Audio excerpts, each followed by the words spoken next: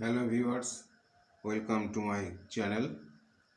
আজ আমি তোমাদের শেখাবো ইন্ট্রোডাক্টরি দেয়ারের ব্যবহার।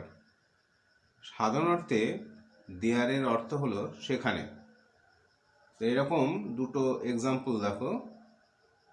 নাম্বার 1, হি ওয়েন্ট দেয়ার, সে সেখানে গিয়েছিল। দেখো এখানে দেয়ারের অর্থ সেখানে ব্যবহার হয়েছে। Number 2, he did not go there, সে সেখানে যায়নি।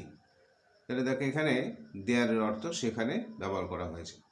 কিন্তু ইন্ট্রোডাক্টরি দেয়ারের ক্ষেত্রে এই দেয়ারের কোনো অর্থ প্রকাশ পাবে না। কোথাও কিছু আছে বা ছিল বা থাকবে বোঝাতে গেলে শুধুমাত্র বাক্য গঠনের স্বার্থেই এটা ব্যবহার হয়ে থাকে। যেমন ধরো example number 1, there is a school in our village. এর অর্থ আমাদের গ্রামের একটি বিদ্যালয় আছে। তাহলে এখানে এই দেয়ার এই শব্দটা আছে অর্থে ব্যবহার হয়েছে। Number 2, there are many educated people in this village. এই গ্রামে অনেক শিক্ষিত লোক আছেন। দেখো এখানে দেয়ার শব্দের অর্থ আছেন অর্থে ব্যবহার হয়েছে। এখানে কিন্তু দেয়ারের কোনো প্রপার মিনিং হয়নি। আবার ধরো number 3, there was a no cloud in the sky. আকাশে মেঘ ছিল না।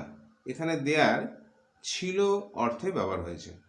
তাহলে আজকে আমরা ইন্ট্রোডাক্টরি দেয়ার এবং স্বাভাবিক অর্থে দেয়ার তার দুটোর পার্থক্য দেখিয়ে আমি একটা ক্লাস দিলাম, যেখানে বিশেষত ইন্ট্রোডাক্টরি দেয়ারের ব্যবহারটাই বিশেষত দেখানো হয়েছে। এবং এর ব্যবহারের ফলে বাক্য কিন্তু গঠনে অনেক সুন্দরভাবে প্রয়োগ করা যায় এবং বাক্যটা সুন্দরও হয়। আজকে এই পর্যন্তই। সকলে সুস্থ থেকো, ভালো থেকো। আর আমার চ্যানেল যদি ভালো লেগে থাকে তাহলে লাইক, কমেন্ট, শেয়ার, সাবস্ক্রাইব করে দিও। আজকে এই পর্যন্তই।